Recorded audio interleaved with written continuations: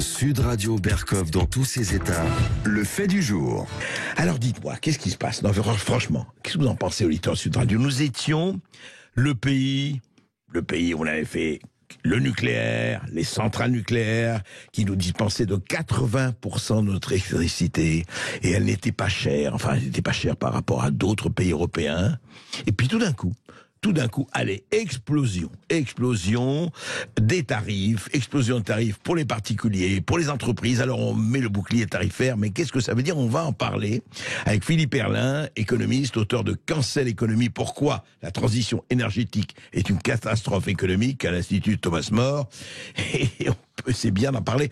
Alors d'abord Philippe Herrlin, quand est-ce que les signaux verts sont devenus des signaux rouges? Quand est-ce qu'on est passé d'une électricité relativement, en tout cas, abordable, avec EDF, notre fleuron, à ce qui se passe aujourd'hui? Ça s'est passé en combien de temps et comment? Alors en fait, ça fait plusieurs années que nous sommes dans le marché européen de l'énergie. Les règles de ce marché n'ont pas changé. Sauf qu'avant, on ne s'en rendait pas compte. Pourquoi? Parce qu'en fait, ce marché, il fonctionne pour privilégier le système allemand qui fonctionne à partir du gaz. Et pour désavantager le système français. En fonction du système allemand, quoi. C'était fait pour ça. Mais on s'en est pas rendu compte au début, parce que les prix du gaz étaient très bas. C'est-à-dire, ce marché-là, il fonctionne comment? Le prix de l'électricité, de toute l'électricité consommée, est déterminé par la dernière centrale au gaz qu'on met en route pour satisfaire des besoins. D'accord. Voilà. Oui, indexé sur le prix du gaz. Voilà, c'est indexé sur le prix du gaz. Bon, pendant très longtemps, on avait, avec la Russie, l'Allemagne avait des gaz qui étaient un prix extrêmement compétitif. Donc ça ne se produisait jamais. Le prix du gaz était faible, donc le prix de l'électricité était faible aussi. Et le mécanisme ne jouait pas. Ça joue depuis l'inflation, depuis aussi... Alors, il y a la guerre en Ukraine, évidemment, qui a fait monter les prix. Il y a les sanctions aussi qui ont fait monter les prix, on est d'accord. Mais ça a commencé avant, en fait. Parce que les Américains, ils voulaient aussi placer leur gaz de schiste, qui est plus cher que le gaz russe. Et donc, ils ont fait en sorte que les prix se mettent à monter. Hein, voilà. Donc, ça fait déjà quelques années, 2-3 ans, que les prix commençaient à monter, tout doucement, ça se voyait pas trop. Et puis, il y a la crise, la guerre en Ukraine, qui a tout d'un coup... tendu les marchés et qui a fait exploser les prix de l'énergie, on l'a vu. Oui. Et là, on se retrouve coincé. Parce que si c'est les prix du gaz qui déterminent les prix de l'électricité, bah nous, en France, comme on a essentiellement de la production nucléaire bon marché, on se retrouve coincé. Et c'est toute l'histoire que l'on vit depuis plus d'un an, quoi. Plus d'un an. Alors, si je comprends bien, pardon, l'Espagne et le Portugal ont quitté cette indexation. Pourtant, ils font partie de l'Union européenne. Hein, et nous... corrigez-moi si je me trompe, Philippe Herrlin, on a décidé de rester dans la mouvance allemande et de ne pas la désindexer. Oui, la politique française, c'est de dire on va modifier la façon dont fonctionne ce marché de l'énergie, plutôt que d'en sortir comme l'Espagne et le Portugal. Pourquoi? Parce que Paris ne veut pas se fâcher avec Berlin, quoi. Voilà, on nous parle de l'axe franco-allemand depuis toujours. Bon, alors que surtout Berlin en use avec Paris de façon, on peut dire, légèrement cavalière. Et tout à fait. C'est plutôt un concept français, ça. Mais les Allemands, ils s'en fichent un peu du couple. Ils ont une vision plus européenne, plus continentale. Bon, voilà. Et voilà. allemande aussi. Et allemande aussi, voilà. Mais nous, en France, on est un peu omnibulés par ce coup franco-allemand, et donc on veut pas fâcher Berlin, donc on refuse de sortir comme l'ont fait l'Espagne et le Portugal. Alors que si on faisait ça, immédiatement, on aurait les prix d'électricité qui seraient ceux de notre capacité de production, c'est-à-dire pour 80% du nucléaire, pour plus de 10% de l'hydroélectrique qui est aussi très bon marché, et puis un peu de gaz. Voilà. Oui, alors pourquoi ils ne le font pas, Philippe Herrlin, à votre avis? Vous n'êtes pas dans la tête de nos gouvernements, mais quand même. Pourquoi l'Espagne et le Portugal le fait et pas la France? C'est de la soumission à Berlin, c'est une forme de traîtrise économique, hein, parce que on sortirait de ça. Cocu, battu et content. Voilà. Pour résumer ça. On peut le dire comme ça. Et alors, dites-moi, aujourd'hui, on est à combien les prix d'électricité par rapport à il y a, 1 an, 2 ans?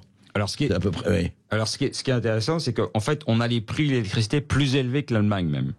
Ça, c'est une information qui est sortie dans les Échos la semaine dernière, le 20 avril. C'est ça qui est hallucinant. C'est cette nouvelle-là qui est complètement hallucinante quand on la voit. Parce que, alors, comment ça se fait? C'est qu'en fait, les marchés, les opérateurs sur le marché de l'énergie anticipe que la France, que EDF ne pourra pas disposer de la totalité de ses réacteurs nucléaires. C'est pas sûr, mais enfin c'est ce qu'ils anticipent. Ouais. Et donc on sera obligé d'acheter du gaz. Et comme on a moins de capacité gazière de stockage que l'Allemagne, ça va peut-être nous coûter plus cher.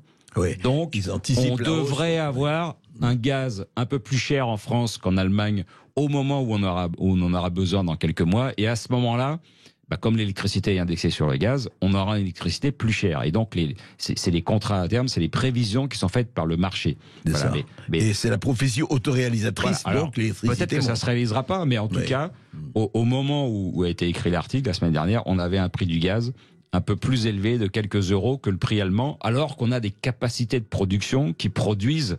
Au prix de l'électricité, vous voulez dire. Voilà. Ouais, alors qu'on a des capacités de production électrique, avec le nucléaire et l'hydroélectrique, qui produisent quelque chose de très bon marché. Voilà. Et comme on est prisonnier de ce marché, de ce faux marché, je dirais, parce que beaucoup de gens disent... Ça prouve que le marché de l'énergie, ça prouve que la libéralisation ne marche pas. Moi, je suis pas d'accord avec ce discours. Si on fait un vrai marché, c'est-à-dire c'est le moins cher qui gagne, à ce moment-là, c'est EDF qui rafle tout. C'est EDF qui a les prix les moins chers. C'est EDF qui rachète les énergéticiens allemands pour fermer leurs centrales au charbon et construire des centrales nucléaires. Et EDF qui deviendrait le plus gros producteur électrique d'Europe. Et voilà. Mais les Allemands ne veut pas le nucléaire. Voilà. L'Allemagne a fermé les 3 dernières centrales nucléaires qu'ils avaient.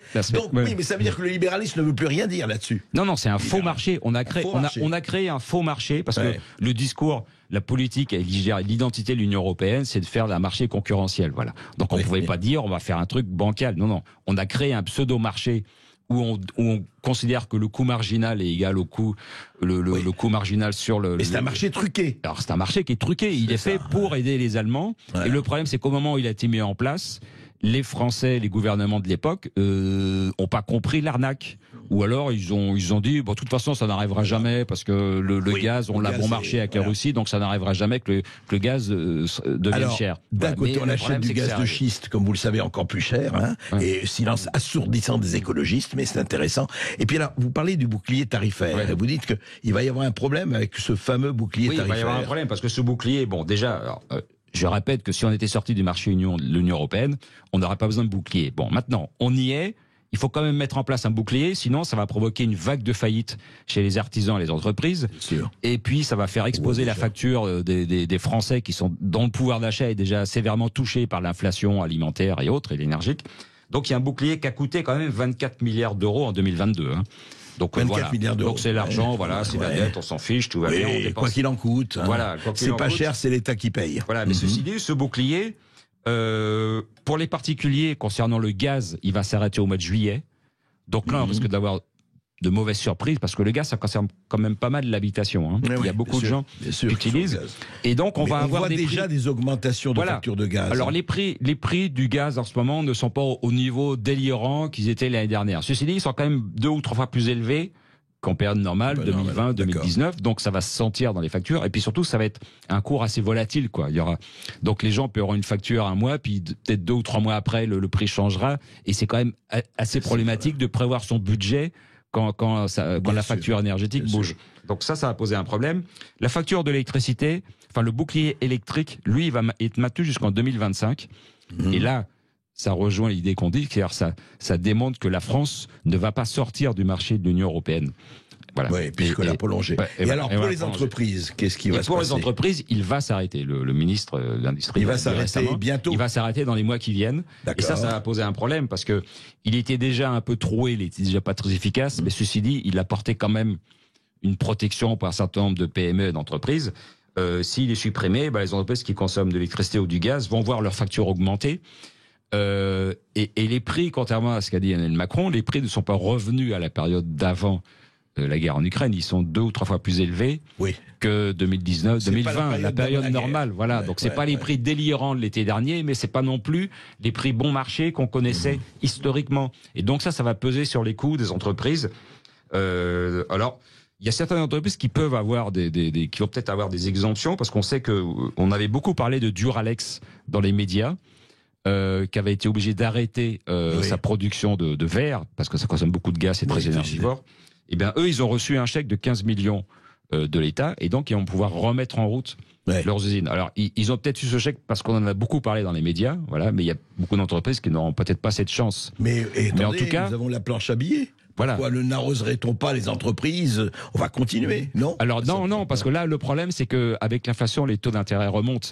la Banque Centrale Européenne remonte les taux d'intérêt, et donc ça commence à coûter vraiment cher à l'État pour s'endetter. Hein. C'est plus les 0% d'il y a quelques années, c'est plutôt 3%, et puis ça va continuer à monter.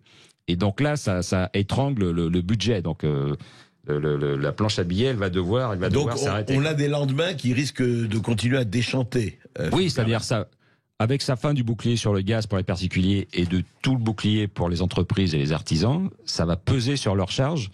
Et donc, on voit déjà une hausse des faillites. Ça va malheureusement accélérer ce mouvement chez tous les commerçants qui consomment beaucoup d'énergie, que ce soit pressing, boulangerie. La morale de l'histoire, c'est très intéressant. Donc, on ferme Fessenheim qui aurait pu continuer encore pendant 25 ans. Voilà. On met en panne un certain nombre de centrales nucléaires. Maintenant, on cherche désespérément des gens pour les entretenir et des ingénieurs. Et enfin, on refuse de faire comme l'Espagne et le Portugal. Voilà, c'est très intéressant. Merci Philippe Herrlin.